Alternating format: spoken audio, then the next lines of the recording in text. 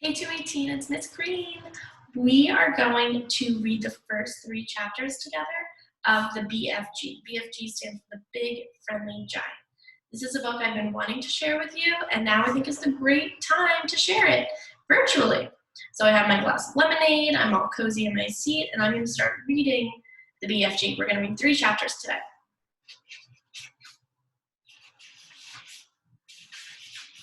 Chapter 1 is called The Witching Hour. Sophie couldn't sleep.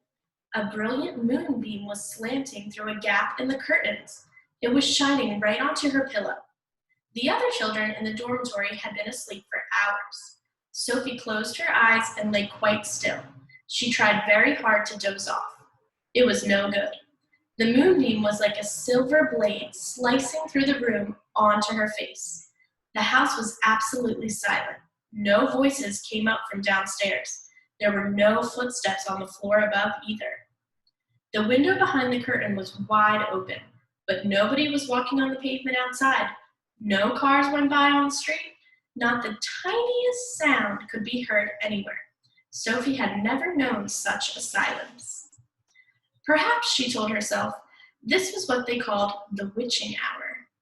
The witching hour, somebody had once whispered to her, was a special moment in the middle of the night when every child and every grown-up was in a deep, deep sleep, and all the dark things came out from hiding and had the world to themselves.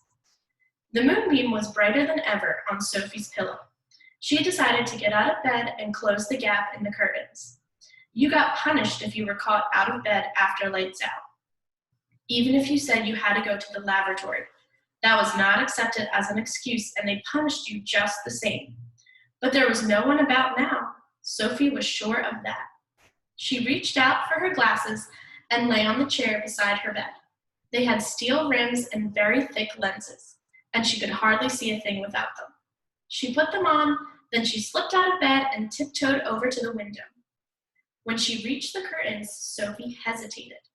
She longed to duck underneath them and lean out of the window to see what the world looked like now that the witching hour was at hand. She listened again. Everywhere it was deathly still. The longing to look out became so strong she couldn't resist it. Quickly, she ducked under the curtains and leaned out of the window. In the silvery moonlight, the village street she knew so well seemed completely different. The houses looked bent and crooked like houses in a fairy tale. Everything was pale and ghostly and milky white. Across the road, she could see Mrs. Rance's shop, where you bought buttons and wool and bits of elastic. It didn't look real. There was something dim and misty about that too. Sophie allowed her eye to travel further and further down the street. Suddenly, she froze. There was something coming up the street on the opposite side. It was something black, something tall and black, something very tall and very black and very thin. Chapter 2 is called Who? It wasn't a human. It couldn't be. It was 4 times as tall as the tallest human. It was so tall its head was higher than the upstairs window of the houses. Sophie opened her mouth to scream, but no sound came out. Her throat, like her whole body, was frozen with fright. This was the witching hour, all right. The tall black figure was coming her way.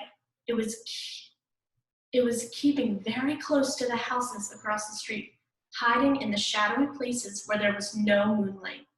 On it came, nearer and nearer, but it was moving in spurts. It would stop, then it would move on, then it would stop again. But what on earth was it doing? Aha! Sophie could see now what it was up to. It was stopping in front of each house. It would stop and peer into the upstairs window of each house in the street. It actually had to bend down to peer into the upstairs windows. That's how tall it was. It would stop and peer in. Then it would slide onto the next house and stop again and peer in, and so on all along the street. It was much closer now, and Sophie could see it more clearly. Looking at it carefully, she decided it had to be some kind of person. Obviously, it was not a human, but it was definitely a person. A giant person, perhaps. Sophie stared hard across the misty moonlit street. The giant, if that's what he was was wearing a long black cloak. In one hand, he was holding what looked like a very long, thin trumpet. In the other hand, he held a large suitcase. The giant had stopped now in front of Mr. and Mrs. Gucci's house. The Guccis had a green grocer's shop in the middle of the high street, and the family lived above the shop. The two Gucci children slept in the upstairs front room. Sophie knew that. The giant was peering through the window into the room where Michael and Jane Gucci were sleeping. From across the street, Sophie watched and held her breath. She saw the giant step back a piece and put in the suitcase down on the pavement. He bent over and opened the suitcase. He took something out of it. It looked like a glass jar, one of those square ones with a screw top. He rescrewed the top of the jar and poured what was in it into the end of the long trumpet thing. Sophie watched, trembling. She saw the giant straighten up again, and she saw him poke the trumpet in through the window upstairs of the room where the children were sleeping.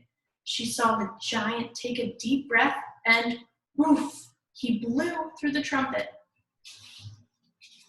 No noise came out, but it was obvious to Sophie that whatever had been in the jar had now been blown through the trumpet into the children's bedroom. What could it be? As the giant withdrew the trumpet from the window and bent down to pick up the suitcase, he happened to turn his head and glance across the street. In the moonlight, Sophie caught a glimpse of an enormous, long, pale, wrinkly face with the most enormous ears. The nose was as sharp as a knife, and above the nose there were two bright, flashing eyes, and the eyes were staring straight at Sophie. There was a fierce and devilish look about them. Sophie gave a yelp and pulled back from the window. She flew across the dormitory and jumped into her bed and hid under the blanket. And there she crouched, still as a mouse and tingling all over. Chapter 3 is called The Snatch. Under the blanket, Sophie waited. After a minute or so, she lifted a corner of the blanket and peeked out. For the second time that night, her blood froze to ice, and she wanted to scream, but no sound came out. There at the window, with the curtains pushed aside, was the enormous, long, pale, wrinkly face of the giant person, staring in. The flashing black eyes were fixed on Sophie's bed. The next moment, a huge hand with pale fingers came snaking in through the window. This was followed by an arm as thick as a tree trunk. And the arm and the hands and the finger were reaching out across the room towards Sophie's bed.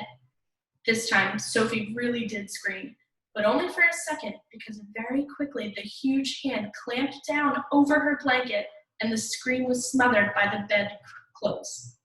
Sophie, crouching underneath the blanket, felt strong fingers grasping hold of her, and then she was lifted up from her bed, blanket and all, and whisked out the window. If you can think of anything more terrifying than that happening to you in the middle of the night, then let's hear about it. The awful thing was that Sophie knew exactly what was going on. Although she couldn't see it happening, she knew that a monster, or giant, with an enormous, long, pale, wrinkly face and dangerous eyes, had plucked her from her bed in the middle of the witching hour and was now carrying her out through the window. What actually happened next was this. When the giant had got Sophie outside, he arranged the blanket so that he could grasp all four corners of it at once in one of his huge hands, with Sophie imprisoned inside. In the other hand, he seized the suitcase and the long trumpet thing, and off he ran.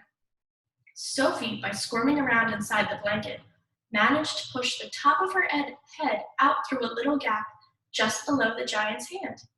She stared around her.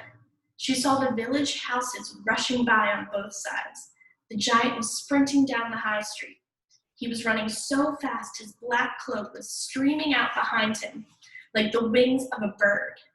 Each stride he took was as long as a tennis court. Out of the village he ran, and soon they were racing across the moonlit fields. The hedges dividing the fields were no problem to the giant. He simply strode over them. A wide river appeared in his path. He crossed it one flying stride. Sophie crouched in the blanket, peering out. She was being bumped against the giant's leg like a sack of potatoes. Over the fields and hedges and rivers they went, and after a while a frightening thought came into Sophie's head. The giant is running fast, she told herself, because he is hungry and he wants to get home as quickly as possible, and then he'll have me for breakfast. We'll finish reading next time.